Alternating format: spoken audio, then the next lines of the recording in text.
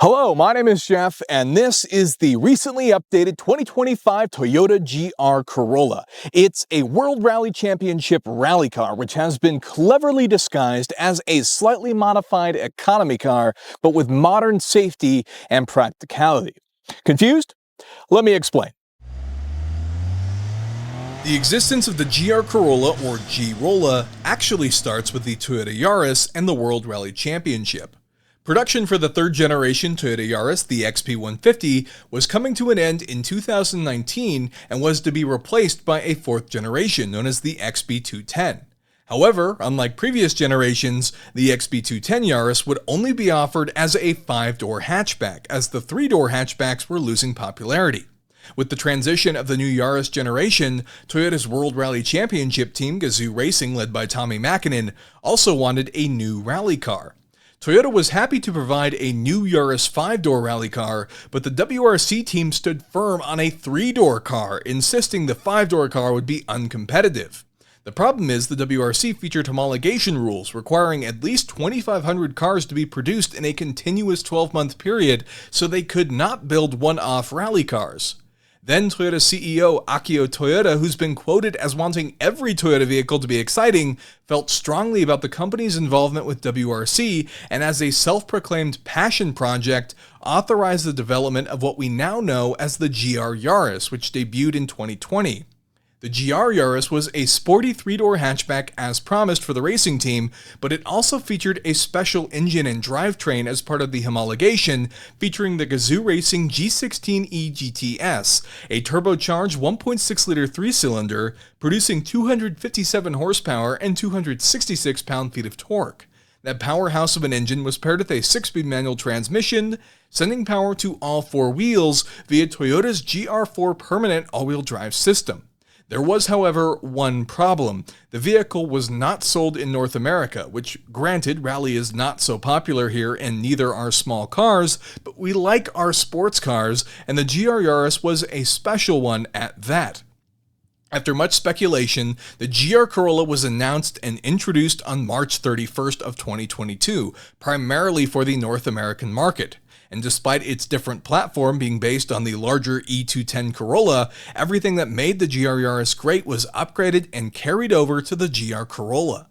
Under the hood is the same G16E-GTS turbocharged 3-cylinder, but it now produces 300 horsepower and 295 pound-feet of torque, offered with a 6-speed manual transmission or 8-speed automatic, with front and rear limited-slip differentials, sending power to all 4 wheels via the same GR4 variable permanent all-wheel drive system.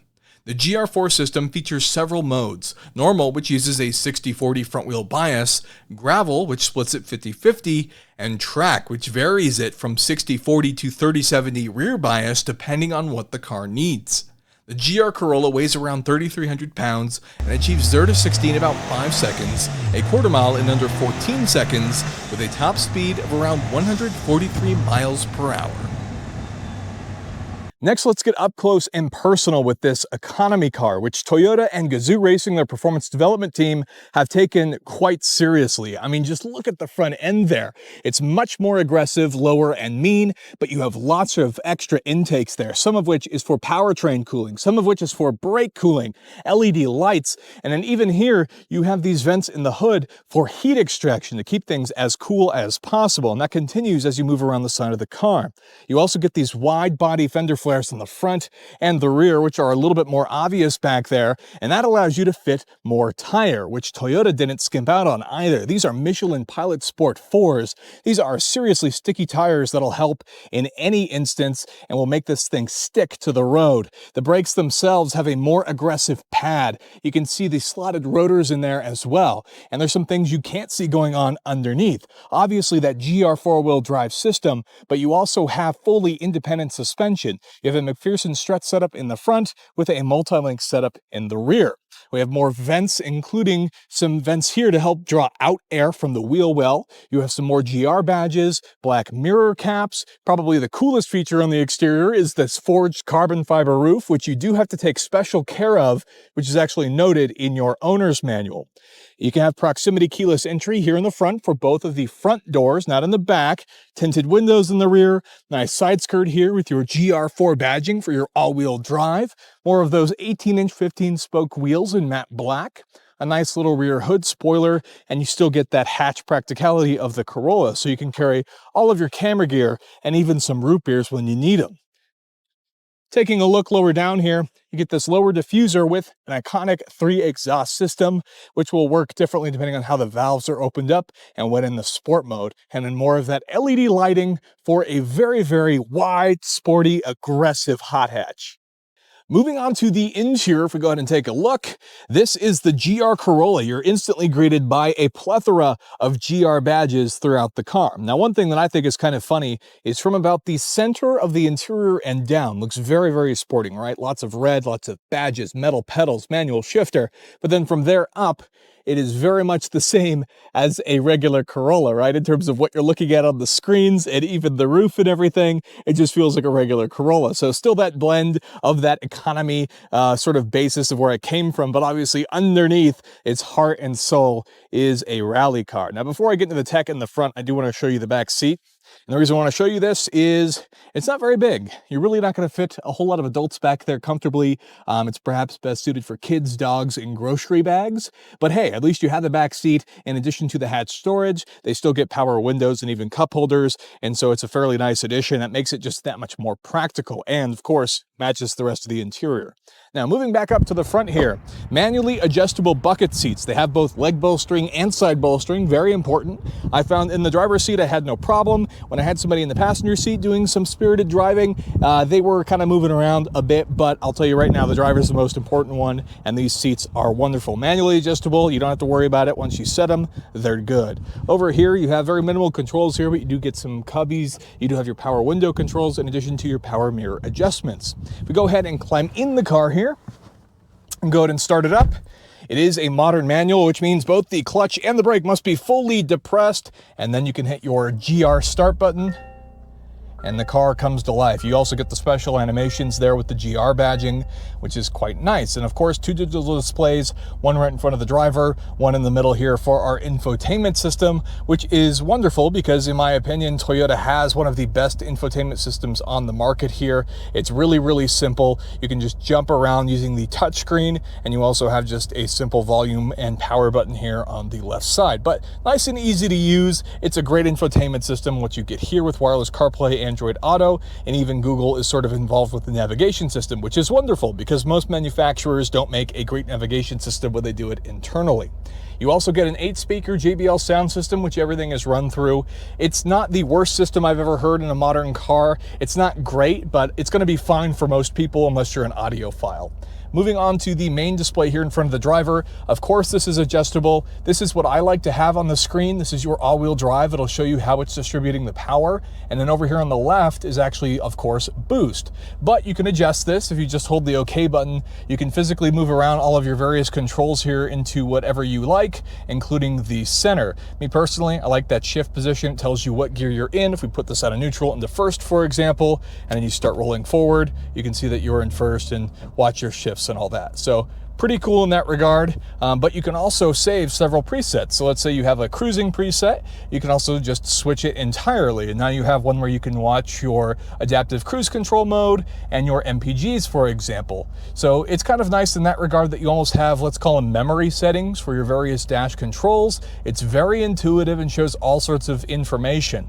Here in the steering wheel, you have lots of controls. It's nicely padded. You have soft touch on both the steering wheel and the shifter and your handbrake, which is all red because it's racy. And you even get your adaptive cruise controls here with quick infotainment adjustment controls over here that make it easy so you don't have to take your eyes off the road. On the left side here, you have your heated steering wheel controls in addition to your windshield frost, auto trip, and some of your light controls. On the right side here, you have your climate control, which is a dual zone climate control here. You do get heated seats, which is a nice luxury. You do get both a USB Type-C charger and a wireless charger for your phone. The shifter here, the 6-speed, nice and short throws, very notchy, and this is part of that system that was sort of updated along with the clutch for 2025. Over here we have the IMT button. That stands for Intelligent Manual Transmission. And what's funny about that Intelligent Manual Transmission, when it's on, you'll see it comes up with that green light there on the dash, and you really don't even need the clutch. So if I were to put the handbrake down, for example, and just use my feet, I don't even need to use the gas pedal. If I just kind of let off with the anti-stall tech, oh, I guess I need to be in first, hang on. And we let it off. You can see it automatically kicks off the rev. My foot's not even on the gas. It kicks up the revs and moves the car forward. So that's some of the anti-stall technology, let's call it, that actually comes with the intelligent manual. The other cool thing that it does is when you were driving the car, if you're in fourth, let's say, and you downshift to third, well, if you don't do the upshift, the car will actually automatically rev match for you. Additionally, you have drive modes. The drive modes are pretty simple. You have normal, sport, and eco. So obviously those are somewhat self-explanatory. Because this car is a manual, they don't change as much. If you order these cars with an automatic, it changes a lot more in terms of how the car behaves. Here, it's mostly just going to affect how stiff the steering is. Sport, it's going to be a lot stronger, and so that way you can be a little bit more precise. Your traction control buttons over here, and together you can actually use some special modes here. If you put the car in in sport, and then if you actually turn off your traction control, you can turn it into the expert mode, which is a sort of hidden mode that's not readily available or directly accessible, but you can get to it by touching two different buttons. And obviously that's just going to be for more skilled drivers because you're turning off all of those computer assists that the car has. Now below that, below the shifter, is this button. This is your GR4 button. The only thing that this button adjusts is your all-wheel drive. And you can see it tells you all of the settings here. You have normal, gravel, and track. Now normal is going to be a mostly front-wheel drive bias, and then you have gravel, that's going to be that 50-50 split, and then you have track, which is going to be automatically varying that GR4 system. And this is one of my favorite features about the car. The all-wheel drive just really changes the way that this thing drives and makes it incredibly unique and unlike any other sports car on sale right now in this sort of compact awesomeness. You get some cup holders and a flat storage and some more chargers in the back here. Everything else, again, above here is typical for the GR Corolla, but the sort of awesomeness is all at the midsection and down for all your cool and dynamic gauging points. I love everything in here. I think it's fairly straightforward to the point. You have a lot of physical buttons. You have the benefits of Toyota's simple infotainment system, but then all of the things you could ask for from a performance car. When you use the track mode and stuff like that, you also have all of the immediate displays that tells you exactly what modes the car is in and how it's responding. I really, really like it. It feels very well thought out and not overdone on the interior here, and it's exactly what you need depending on whether you're just tracking it, having it for fun, or just daily driving it. They really, really checked all the boxes in my opinion.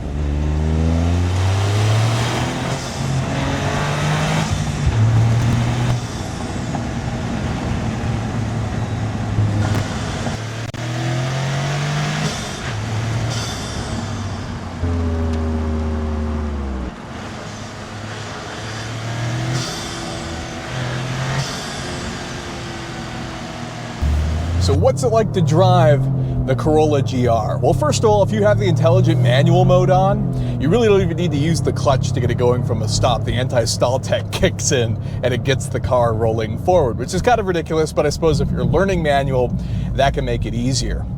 All right, I'm gonna pause that for a quick freeway on-ramp pull. Oh, blow-off noise. And the short shifter is so good. This car is just a giggle machine. So first of all, it's incredibly quick, 300 horsepower. That's a ton, especially when you consider that this is, in every sense of the word, a compact rally car. All-wheel drive, 300 horsepower. It moves quite well, and it is a ton of fun to drive. Every time you shift or let off the gas, you get blow-off noise, which is wonderful. But here's where the car really shines. It shines coming out of a turn. When you're in the twisties, you brake into the turn, and then as you get ready to accelerate, you can get on it earlier because this car is all-wheel drive, and it features that variable all-wheel drive. So the car's automatically finding out what the best all-wheel drive system is, what the best balance is between the front and the rear axle for sending the power to get this car to pull out of a turn. I mean, this car pulls in a way that you can't experience with a rear-wheel drive car. If you were to get on it early, you might spin out, and then if you're in a front-wheel drive car and you get on it too early, well, then you have understeer. But not this. This car is absolutely wonderful with how it engages everything. And it's an otherworldly experience that you can't get with anything but an all-wheel drive car. And the short shifter is so easy to drive in a fun way too. And if you have it in the IMT mode, it'll actually blip the throttle for you like that and do the rev matching, which is a nice plus.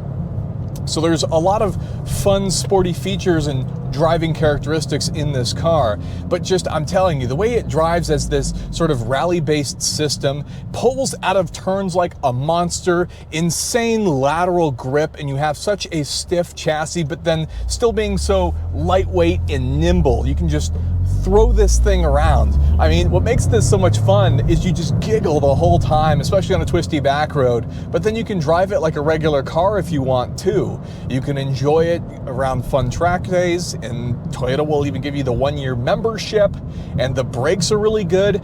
They're not like intense brakes, but Toyota did things like upgrade the actual pad material to make them more, grippy, let's say. And so those are things that you can adjust yourself too, and you can play with different pads and enjoy the whole experience, and that's what's going to make this such a balanced platform. I've never seen any issues in terms of the temperature performance either out here in Phoenix. We've been in 90-degree days as of late, and yet the car just behaves so wonderfully. It's a ton of fun to drive. You get all that vocalized noise around the car, the fact that you can hear the blow-off valves in the car in addition to a bit of that exhaust, and you just get to enjoy the whole experience.